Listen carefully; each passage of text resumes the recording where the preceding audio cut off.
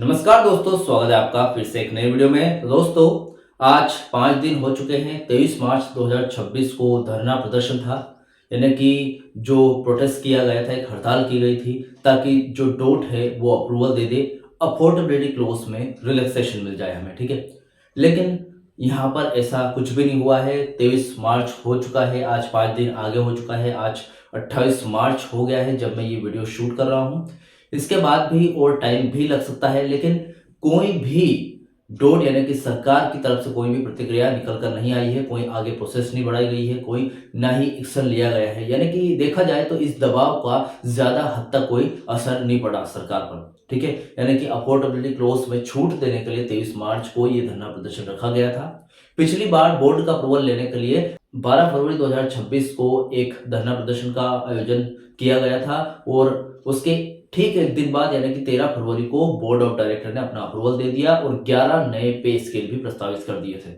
अच्छा खासा यहाँ पर दबाव बना था उस धरना प्रदर्शन का, लेकिन शायद 23 मार्च का ये धरना प्रदर्शन कोई ज्यादा दबाव नहीं बना पाया, ठीक है। आज इस वीडियो में आपको बताऊंगा कि फिलहाल जो 23 मार्च का धरना प्रदर्शन है, इसके बाद ये जो सरकार है उन्होंने कुछ एक्शन लिया भी है या नहीं, या फिर जो 15% फिटमेंट फॉर्मूला कर्मचारियों की शुरुआत से डिमांड थी, पेंशनर्स की डिमांड थी, इसमें यहाँ पर 0% मिलेगा, 5% मिलेगा, 10% फिटमेंट मिलेगा या फिर 15% ही सरकार देने के लिए मंजूर करेगा। देखिए, बता दूं आपको कि 23 मार्च का जो धरना प्रदर्शन था उसका दबाव बना है और उस दबाव के बाद क्या हमें अफोर्डेबिलिटी क्लोज में एक्सेप्शन मिलता है या नहीं, आज इस वीडियो में आज के अपडेट के साथ फाइल की मूवमेंट कहां तक गई है, फाइल की स्थिति क्या है, सारी जानकारी विद डिटेल तरीके से इस वीडियो में आपको बताने वाला हूं। तो सबसे पहले तो चैनल पर नए तो सब्सक्राइब कर लेना। मेरा नाम है सुनील विश्वकर्मा। जानकारी यूजफुल लगे तो एक लाइक करके जरूर जाना। चलिए दोस्तों, बढ़ाते हैं वीडियो को आगे। तो दोस्तों, ये जो 23 मार्च का धरना प्रदर्शन है, ये हर एक कर्मचारी, हर एक पेंशनर्स के लिए बहुत ही महत्वपूर्ण है, बहुत महत्वपूर्ण था, क्योंकि ये किया गया था अफोर्डेबिलिटी क्लोज में एक्सेप्शन पाने के लिए। अब देखते हैं कहाँ बात पहुंची है, एक्सेप्शन मिला या नहीं, या फिर सरकार का क्या रुख है, सरकार क्या बोल रही है इसके बारे में। देखिए, सबसे पहला पॉइंट है अफोर्डेबिलिटी क्लोज पर सरकार का क्या रुख है, वो देख लेते हैं। 23 मार्च के धरने के ठीक 2 दिन बाद यानी 25 मार्च 2026 को लोकसभा में एक अंतरांकिक प्रश्न यानी कि अनफेड क्वेश्चन नंबर 5510 के जवाब में संचार मंत्री ने स्थिति स्पष्ट की है। क्या कहा है, सरकार की प्रतिक्रिया है इस पर। सरकार ने संसद में लिखित रूप से कहा गया है कि बीएसएनएल फिलहाल थर्ड पीआरसी लागू करने के लिए जरूरी जो कि अफोर्डेबिलिटी क्लोज लाभ की जो शर्त है को पूरा नहीं करता है, तो डीपी यानी कि डिपार्टमेंट ऑफ पब्लिक एंटरप्राइजेस की गाइडलाइंस के मुताबिक पे रिवीजन तभी होगा जब कंपनी पिछले 3 सालों से लगातार मुनाफा कमाएगी, ठीक है। यहां पर यह स्पष्ट कर दिया गया है, यानी कि कोई भी हलचल नहीं हुई, कोई दबाव नहीं बना। देखिए, क्या इससे क्लोज हटता है? देखिए, नहीं, पहली बात तो नहीं। सरकार ने अभी इस क्लोज को हटाने या फिर इसमें ढील यानी कि रिलैक्सेशन देने के लिए कोई भी आधिकारिक मंजूरी नहीं दी है। सरकार का तर्क है कि बीएसएनएल के लगातार घाटे में रहने के कारण इसे लागू करना बहुत ही ज्यादा मुश्किल है, ठीक है। तो सरकार ने तो भाई साहब स्पष्ट रूप से, लिखित रूप से मना कर दिया है कि कोई रिलैक्सेशन देने की डिमांड नहीं है, ठीक है।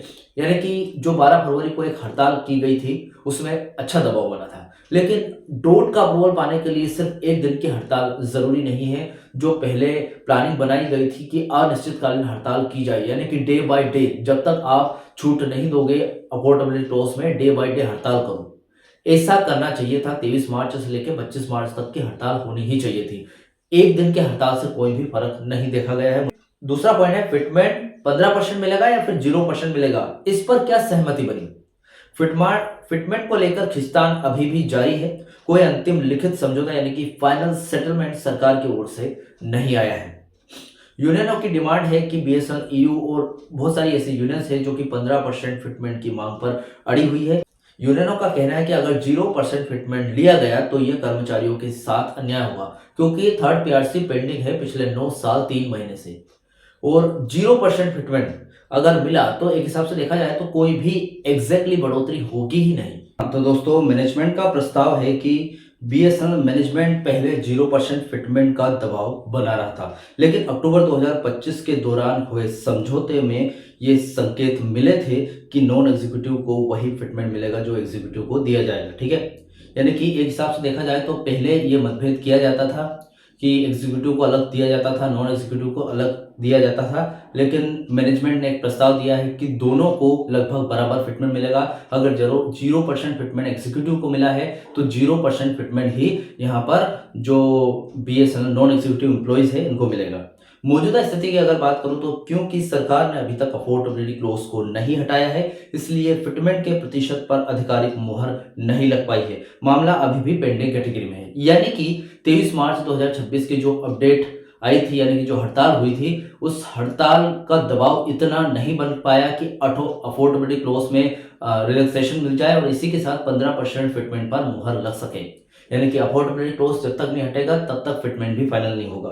23 मार्च के धरना प्रदर्शन के बाद यूनियन का अगला कदम क्या होने वाला है, यानी कि सभी को पता चल गया है कि दबाव इतना नहीं बन पाया जितना कि सोचा था। ठीक है, तो इसके बाद अगली प्लानिंग क्या कर रहे हैं पेंशनर्स या फिर जो कर्मचारी यूनियन है वो। धरने के बाद पिछले 5 दिनों में यूनियन अपनी जो प्लानिंग है और भी ज्यादा मतलब खतरनाक बनाने की कोशिश में है। यानी कि अब उनको पता चल गया है कि सिर्फ एक दिन के प्रोटेस्ट से काम नहीं चलने वाला, सांसदों पर दबाव बनाया जाएगा। यूनियन के नेता, जो यूनियन के लीडर्स है, वो अलग अलग राज्यों में जाकर MP से मिल रहे हैं ताकि संसद में के माध्यम से सरकार पर दबाव बनाया जा सके। यानी कि अगर हड़ताल नहीं या फिर डायरेक्ट मीटिंग पर बात नहीं हो रही है, काम नहीं बन पा रहा है, तो पॉलिटिक्स के जरिए भी काम बनाया जाएगा।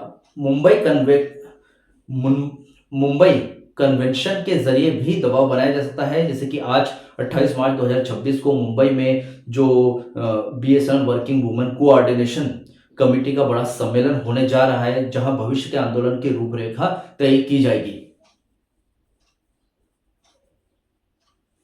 मतलब तय की जा सकती है। एक हिसाब से देखा जाए तो उस आंदोलन में भी अगर वेज रिवीजन या फिर पेंशन रिवीजन का मुद्दा उठे तो वहां पर भी कुछ दबाव बनाया जा सकता है। अनिश्चितकालीन हड़ताल की भी यहाँ पर बात चल रही है, एक प्लानिंग चल रही है। अगर 31 मार्च तक सरकार की ओर से कोई भी सकारात्मक संकेत नहीं मिलता है तो यूनियन ने आने वाले समय में काम बंद करने या फिर अनिश्चितकालीन हड़ताल यानी कि इंडेफिनाइट स्ट्राइक करने का नोटिस दे सकती है BSNL को। तो देखिए, अभी आज 28 मार्च हो गया है, 2 दिन बाद कोर्ट केस की सुनवाई है जो सरकार और डॉट ऑब्जर्व पेंशनर्स के बीच में चल रहा है। तो उसके एक दिन बाद 31 मार्च को देखते हैं सुनवाई में क्या अपडेट निकल कर आती है, क्योंकि अगर सुनवाई पेंशनर्स के पक्ष में आई तो पेंशनर्स का तो पलड़ा भारी होके बेड़ा पार हो जाएगा, डीलिंकिंग हो जाएगी, तो उनका तो मजा बल्ले बल्ले, आगे आने वाले समय में 8CPC का भी लाभ उनको मिलेगा।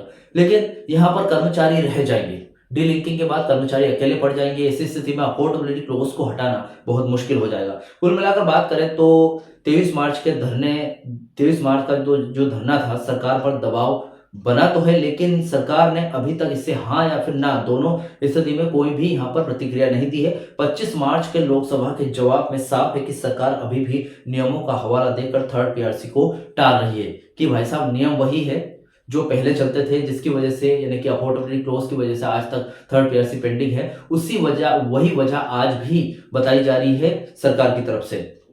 IDA को लेकर नई अपडेट, अच्छी खबर यह है कि मार्च की सैलरी में बढ़ा हुआ IDA मिलने की पूरी उम्मीद है, जैसा कि मैंने अभी वीडियो बनाया था। लेकिन वेतन संशोधन पे रिवीजन की लड़ाई अभी भी जारी है। तो देखा जाए तो 23 मार्च के अपडेट का इतना दबाव नहीं बन पाया जितना होना चाहिए था। मेरे हिसाब से जो 23 मार्च के अपडेट है, 23 मार्च का जो धरना प्रदर्शन है, ये जो कार्यक्रम था ये लंबा चलाना था, यानी कि 25 मार्च 26 मार्च यानी कि कोर्ट केस के आसपास तक चलाना था। अगर ये लंबा खिंचता तो 100% उम्मीद थी, चांसेस थे कि अफोर्डेबिलिटी क्लॉज में छूट मिल जाए सरकार की तरफ से। अब एक दिन का धरना प्रदर्शन से कोई इतना दबाव नहीं बन पाया। और रही फिटमेंट की बात, तो फिटमेंट भी तब तक नहीं मिलेगा जब तक अफोर्डेबिलिटी क्लॉज नहीं हट जाए। ठीक है, फिलहाल ये अपडेट थी। इस अपडेट से रिलेटेड जो भी आपके डाउट क्वेश्चन वगैरह हो तो मुझे कमेंट बॉक्स में कमेंट कर सकते हैं। वीडियो अच्छा लगा तो वीडियो को लाइक कमेंट से जरूर करें। मिलते हैं दोस्तों नेक्स्ट वीडियो में। सी यू सून।